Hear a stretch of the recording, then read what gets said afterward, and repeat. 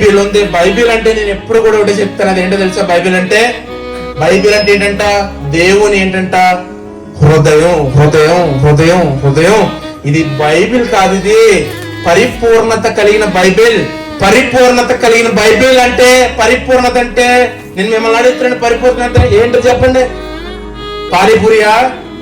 మనకు తెలిసినట్టు చెత్త సార్ తినేద్దాం బయట అంతానే, బడ్డీ కొట్ల మీద ఏంటంటే చెప్పాలి. పానీపూరి తినేస్తాం మనం. చూడండి, బైబిల్ అంటే ఏంటి?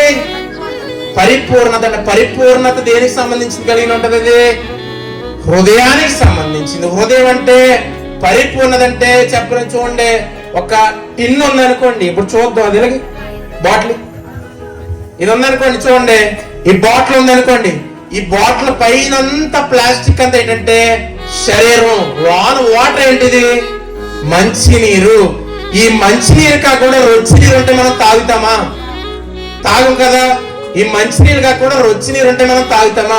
తాగం కదా. అంటే మనకు పాపం పుట్టింది ఎక్కడ? ఆదాములోంచి పాపం వచ్చింది. అంటే మనకు ఆత్మ వచ్చింది ఎక్కడ? చెప్పాలి. ఆత్మ వచ్చింది దేవుడి దగ్గర నుంచి వచ్చింది. అంటే ఈ ప్లాస్టిక్ ఏంటి? శరీరం. లోన్ అన్నదేంటి? జీవాయువు. పరిపూర్ణత అంటే ఏంటి? మంచినీళ్ళు లాంటి వాక్య బాటిల్ లాగా నీకు ఎప్పుడైతే నీ హృదయంలో ఫుల్గా నిండిపోతుందో అదే నిజమైనట క్రైస్తత్వం. ఈ మంచినీళ్ళు ఎప్పుడైతే నీ హృదయంలో ఉన్నాయో, మంచినీళ్ళు లాంటి హృదయం ఎప్పుడైతే నీలో ఉందో, దేవుడు ఏం చేస్తాడు తెలుసా? ఆయన నోటంట ఊదింది ఏంటది?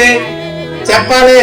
జీవాయువు నీలో ఉన్నదంటే, జీవాత్మ అంటే మంచి నీళ్ళు లాంటి ఆత్మ నీలో ఉన్నదంటే, మంచి నీళ్ళు లాంటి హృదయం నీలో ఉన్నదంటే, నీ ఆత్మ ఎవరి నోట్లోంచి వచ్చింది? ఆయనే మళ్ళీ కౌగిలించుకుని ఆయనే పరలోక రాజ్యానికి ఏం చేస్తాడో తీసుకుంటాడు. గట్టి చెప్పకూడదు.